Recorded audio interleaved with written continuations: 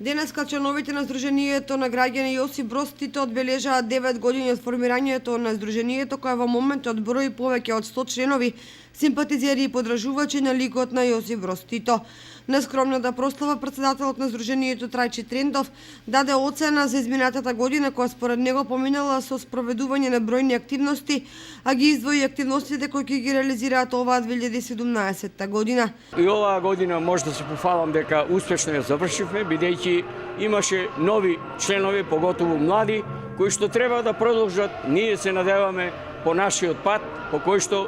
ни го трасираше нашиот претседател Јосип Броз Тито, кој оваа година вообичаените активности, а тоа е сека година на 4 мај на гробот на нашиот сакан маршал Тито во Белград, понатаму за 25 мај штафетата на младоста, како и секоја и оваа година се надеваме дека традиционално ќе прославиме, и понатаму други активности тековни кои што ги има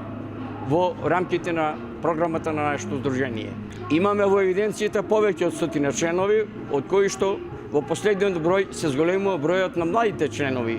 во нашето здружение, што нас посебно не радува. Како и досега, така и во иднина членовите на Сдруженијето Јосип Броз Тито не планираат да станат дел од било која политичка партија,